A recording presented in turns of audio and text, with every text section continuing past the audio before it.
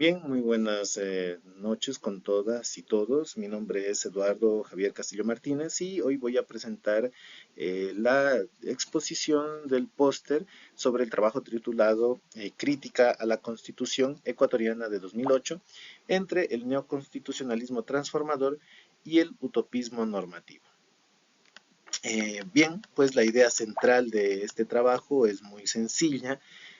Eh, la Constitución de 2008 es sin duda muy avanzada en el plano del reconocimiento de derechos, pero cuando uno la analiza en conjunto, es decir, su parte dogmática y su parte orgánica, uno puede encontrar ciertas tensiones que la empujan hacia lo que algunos autores llaman y denominan como un neoconstitucionalismo, ¿no? ¿Qué implica esto? Que existe mucho contenido normativo, pero dificultades para hacerlo realidad en las instituciones y en la práctica política, ¿no? En este sentido, básicamente sobre esto es lo que vamos a abordar esta disertación, ¿no? Eh, en cuanto a la introducción y pregunta central, en la introducción del presente trabajo se plantean dos ideas importantes, dos ideas clave. Por un lado, la Constitución de 2008 es un ejemplo radical de ese nuevo constitucionalismo latinoamericano, es decir, es un gran catálogo de derechos, de principios, asimismo con sus mecanismos de participación y por supuesto un fuerte discurso de transformación social. Pero al mismo tiempo, si hacemos, como dije antes, si unimos más bien, o si analizamos desde la conjunción de la parte dogmática con la orgánica, vamos a encontrar ciertamente una tensión. Por un lado, decía antes, una política de los derechos muy ambiciosa, y por otro lado, lo que Roberto Gargarella denomina como una sala de máquinas institucional que no siempre está preparada para sostener esa gran ambición que decía antes, ¿no? Entonces, la pregunta central que aborda este trabajo es, ¿la Constitución de 2008 funciona como un neoconstitucionalismo transformador o más bien como un neoconstitucionalismo utópico que promete más de lo que sus instituciones pueden garantizar? Bien, frente a esto, presentamos nuestro marco teórico, eh, en donde vamos a hablar de en esta transición, en este cambio desde el pospositivismo al neoconstitucionalismo utópico, que es la grave consecuencia que yo decía antes, ¿no? Entonces, para hablar en esta parte vamos a referirnos a tres grupos de autores, ¿no? En función de las lecturas, de los contenidos que hemos abordado en clase. Por un lado tenemos el pospositivismo y el neoconstitucionalismo, ¿no? En este caso tenemos a autores Atienza y Ruiz, con giro pospositivista, y ellos lo que nos dicen es que este constitucionalismo actual exige, exige dejar ya de lado ese positivismo que se entendía, ese positivismo que se acerca más bien a ese positivismo clásico, ¿no? Que aborda esa separación estricta, rígida entre derecho y moral, donde se hablaba de ese fetichismo de la ley, donde la primacía de la ley era lo fundamental, ¿no? Y esa noción, sobre todo formal, totalmente formal, de validez, ¿no? Y entonces, eh, Atienza y Ruiz nos dicen, para hablar de de este neoconstitucionalismo o de este constitucionalismo actual, tenemos que ahora hablar de un derecho que se basa en principios y derechos fundamentales. Un poco como que regresamos, podría yo hacer esta referencia, esta relación a este jus naturalismo que quiere, ¿no? Un poco como que se revive estos conceptos, ¿no? ¿Por qué? Porque nuestros autores nos dicen, dejemos ese positivismo estricto, eh, Y ahora hablemos de un derecho basado en principios, en los derechos fundamentales, en donde la argumentación de los jueces eh, ahora tiene un rol preponderante, ¿no? Y de los jueces desde el ámbito, o jueces constitucionalistas, son sus argumentos centrales. Entonces, esto es lo que se conecta con lo que se ha denominado este neoconstitucionalismo, ¿no? Eh, en donde tenemos constituciones rígidas, un catálogo de derecho robusto y sobre todo lo que decíamos antes, estos jueces con poder para controlar al legislador y al ejecutivo, ¿no? A través de los diferentes mecanismos establecidos en la misma ley, ¿no? Un segundo grupo de autores, y hablamos de estos conceptos, es sobre este nuevo constitucionalismo latinoamericano, ¿no? Su gran exponente, Roberto Gargarella, eh, quien reconoce cuestiones positivas a este nuevo constitucionalismo latinoamericano.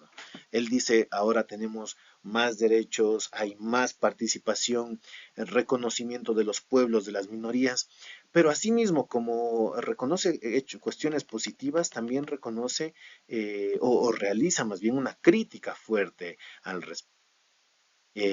Y nos dice que muchas constituciones cambiaron, sobre todo la parte dogmática, pero que él denomina o dejaron prácticamente inamovible, intacto, sin haber topado lo que Gargarella denomina como la sala de máquinas del poder, ¿no? Es decir, en donde existe un hiperpresidencialismo, parlamentos débiles y por lo tanto pues existe una poca o poquísima deliberación real.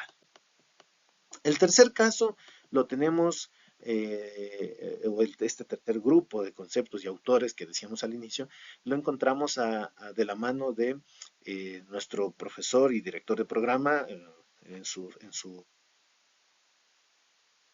sus obras, el doctor Israel Celi, el doctor Ramiro Ávila, eh,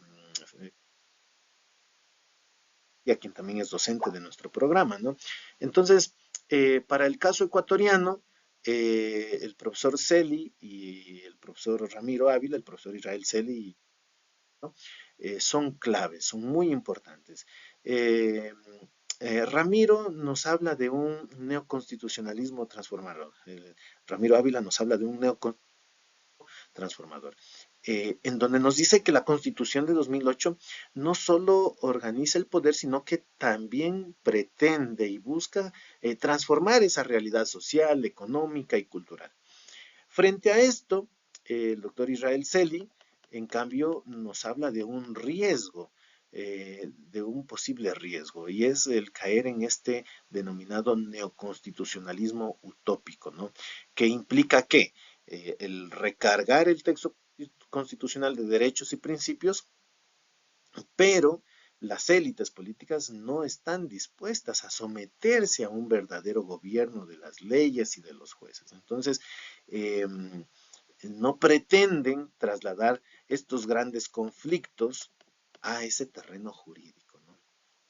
Frente a esto, dos ideas más que sumamos a esta disertación.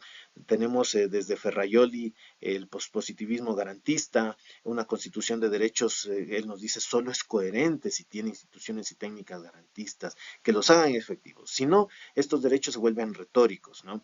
El profesor Carlos García, el doctor Carlos García, nos dice, él nos habla en cambio de esta relación entre derecho y moral, reconocer que el derecho se conecta con la moral no significa dar discrecionalidad infinita a los jueces, ¿no? Más bien, él nos dice, exige criterios racionales y controlables de justificación, ¿no? Y claro, desde este marco para mirar, para ir hacia la Constitución desde 2008, ¿no?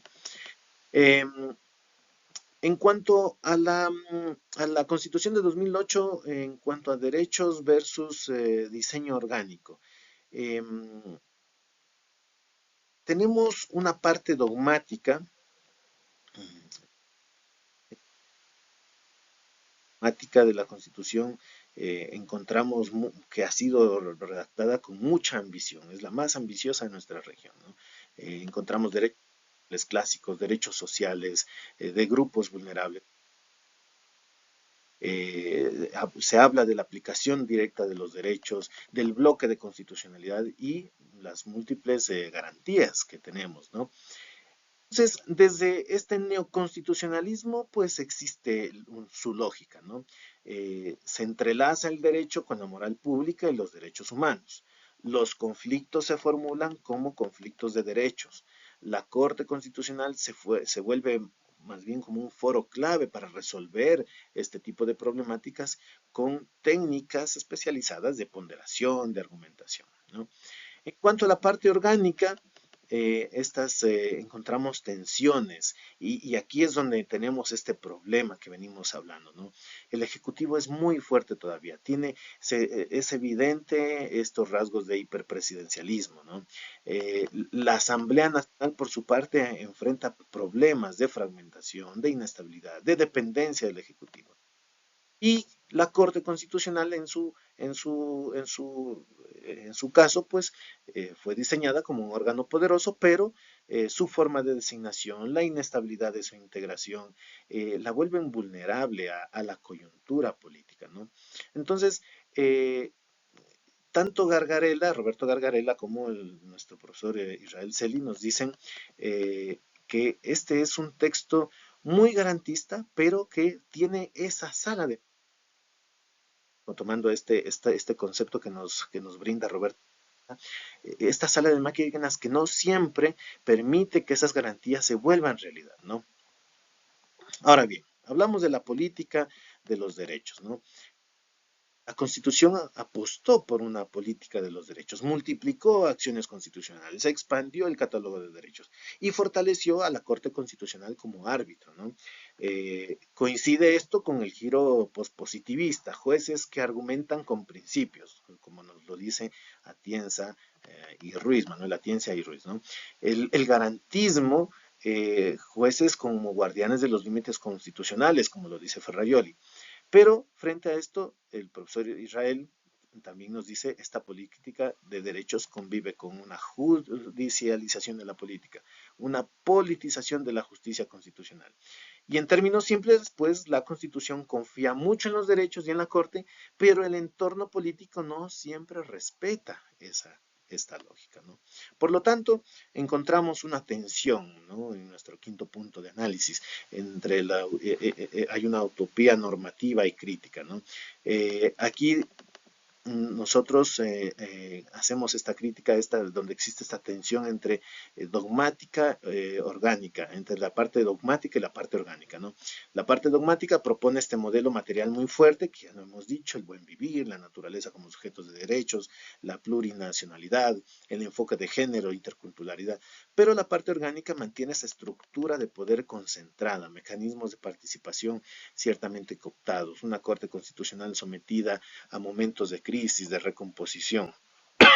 Y por supuesto, esto genera un desfase. La Constitución moraliza fuertemente el derecho, pero no termina más bien de crear los mecanismos institucionales adecuados y oportunos para que esa moralización sea efectiva, sea controlable, como nos lo dice.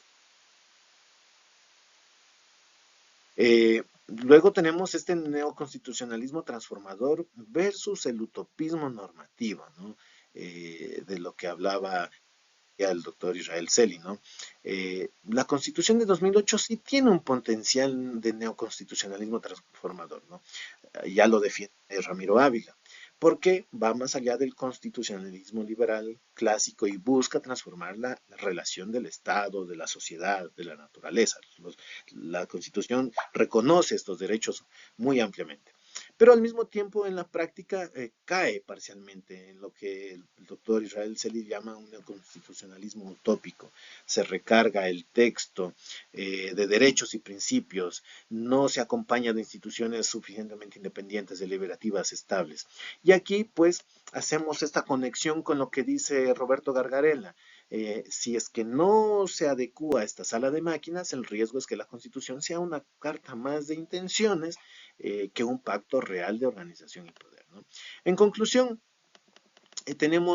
podemos encontrar la siguiente valoración. Primero, una valoración positiva. La Constitución, ya lo hemos dicho, del 2008 es un avance frente a ese viejo positivismo legalista, reconoce un bloque de constitucionalidad,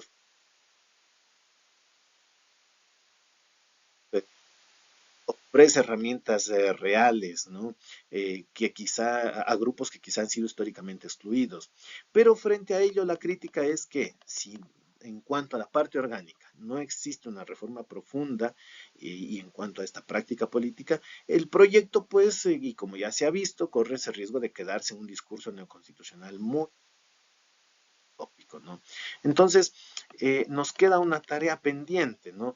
No es cuestión de recortar derechos, sino de ajustar esa arquitectura institucional para que esa independencia judicial sea real, para que el hiperpresidencialismo se modere, para que la ciudadanía tenga incidencia en la sala de máquinas, en esa gran sala de máquinas, ¿no? Entonces, solo de esta forma la Constitución del 2008 podría acercarse a ese ideal de neoconstitucionalismo